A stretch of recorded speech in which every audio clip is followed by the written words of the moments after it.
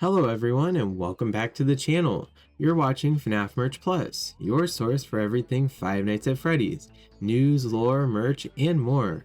I hope everyone is doing well on this fine Friday, or if you're watching this late, whatever day it might be.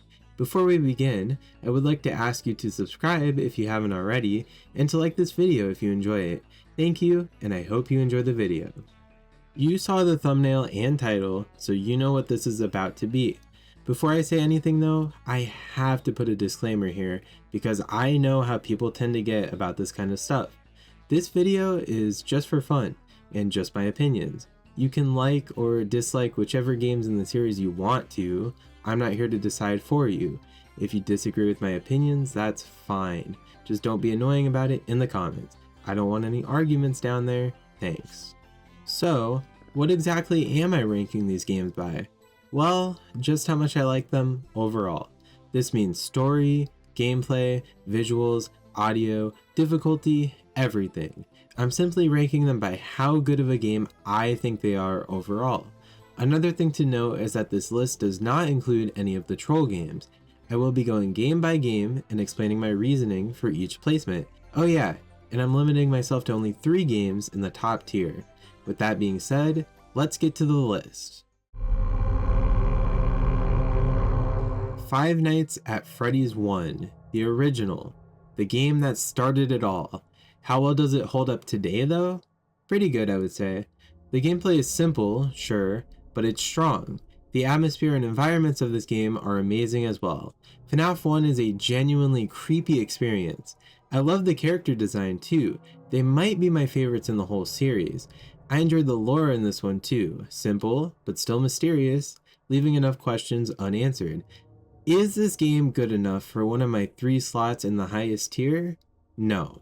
It's a fantastic game, but I have to put it in great tier. Some of the games later in this list are better, but FNAF 1 is a super strong start to the series and is deserving of a lot of praise. On to Five Nights at Freddy's 2. This one I already know is going to be unpopular, but I don't like this game. The best thing in this entire game is the design of the withered animatronics. I love these characters. They're so cool and creepy and just amazing overall. The lore of this game is also pretty good, but that's where the positives stop for me. This game is bad.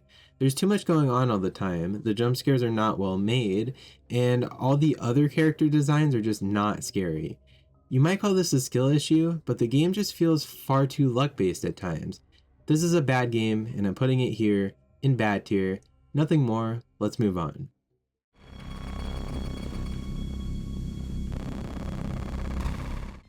Five Nights at Freddy's 3 introduces us to the best character design in the entire series, Springtrap. Pair that with the great use of the camera system, environment, and lore, and you have yourself a very solid entry in the franchise. I like this game a lot. The mini games, the main gameplay itself, just everything about it is really good. Again though, is this game deserving of one of only 3 spots in peak? Still no. It's a very strong game, better than FNAF 1 even, but the entries we go over later are still more deserving of that top tier. This game gets a very respectable great tier above Five Nights at Freddy's 1. Five Nights at Freddy's 4. Where do I even start with this one? It's perfect. By far the best of the early games of the series. If you want a scary FNAF game, this is it. Now I know a lot of people will say that the designs of the nightmares are too over the top, or that they're trying too hard to be scary. I would disagree. These characters are the best set of them in the entire series, and it's not even close. That alone makes this game peak for me. The gameplay is amazing as well. It also feels very fair compared to most of the other early games. It's difficult but balanced. This game is the best that Scott made alone. Will it be the best overall? Guess I'll have to keep watching to find out.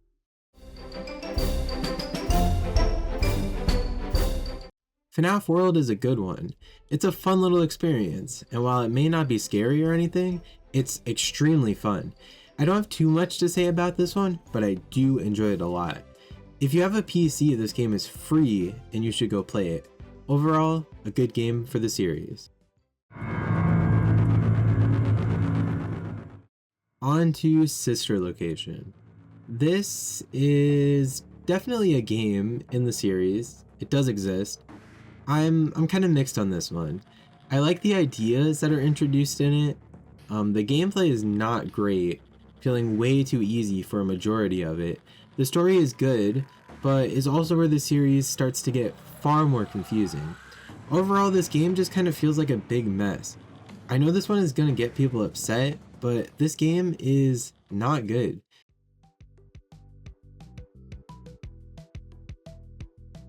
Freddy Fazbear's Pizzeria Simulator is one of my favorites in the series. This game has really underrated gameplay. A lot of people don't like the Office gameplay, but I think it's one of the best of any of Scott's games. Pair that with the nice little bow it wrapped up the series in, as well as the super fun Pizzeria Simulator mode too, and you have yourself another great entry in the series.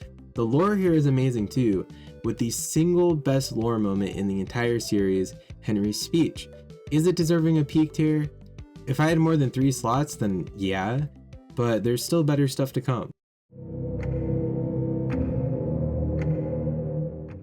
Speaking of better stuff, Ultimate Custom Night is not. However, this game is really fun. I know I said FNAF 2 feels like there's too much going on, but this game does that chaotic level of gameplay far better than FNAF 2 did. Plus, you get to choose just how much is going on. The level of customization in this game is incredible. Now, is it scary? Absolutely not, but I don't think being scary is the main thing a FNAF game has to do. The jump scares in this game are horrible, but they kinda had to be. This whole game is free, made just as a fun bonus for the fans. The voice lines are silly and fun, with some being lore-filled.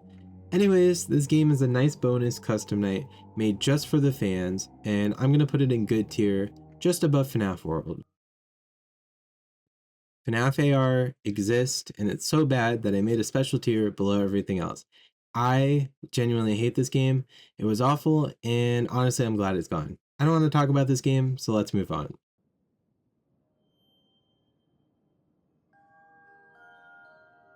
Five Nights at Freddy's Help Wanted is an absolute masterpiece of a FNAF game. This game is amazing. FNAF was such a perfect title to be in VR, and Steel Wool did such an amazing job with it.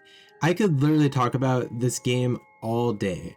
I've replayed it countless times and continue to this day. This game is the whole reason I even bought a VR in the first place. They reimagined the original game so well, and with the added repair games and vent repairs, I can keep saying it, but this game is just amazing. With that being said, it's going in great tier.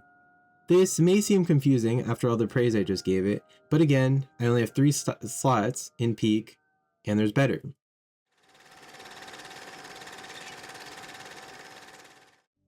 Curse of Dreadbear is a solid DLC for Help Wanted. It builds on the main game well, introducing some cool ideas. This hallway minigame is one that I've always been too scared to play, but I did it for this video, and it was just as scary as I thought it would be. I love this DLC, and it is a very good addition to the series. It goes in good tier, not as good as Help Wanted, but still a great experience.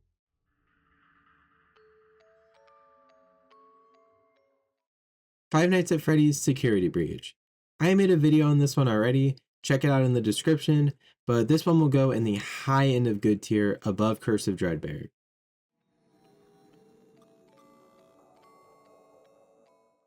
The DLC to Security Breach, titled Ruin, is not comparable to the base game. These are two vastly different experiences. Both are good, but Ruin takes the cake. This is more of an experience than it is a game, but it's a very good experience. The atmospheres are stunningly dark and twisted for a FNAF game, the story is very direct, but still hidden in true FNAF fashion, and the few parts of the game that require some more thinking are actually perfect. This DLC, free by the way, is such a good addition to the series. However, does it deserve peak? Still no. Why? Well, let's talk about the next 2 entries on the list.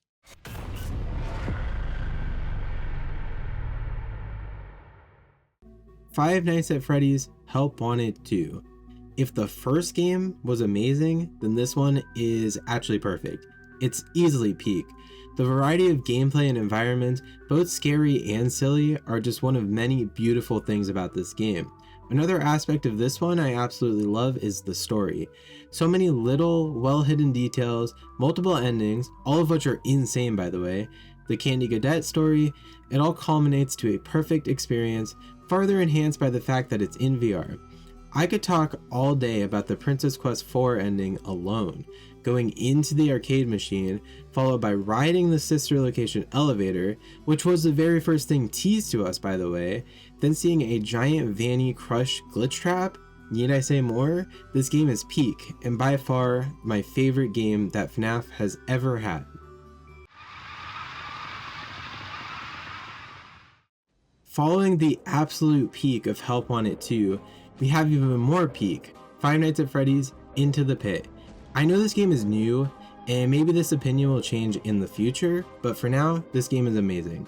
Following one of the book stories was such a great choice, and while I was unsure about Into the Pit being the right book, Mega Cat Studios did a perfect job turning it into a full FNAF game. The art style is the real standout for me. It's hard to make pixel games like this that are super scary looking, but they managed it quite well. Combine that with the strong story and straight up frightening sound design, and you've got yourself another amazing entry in the series.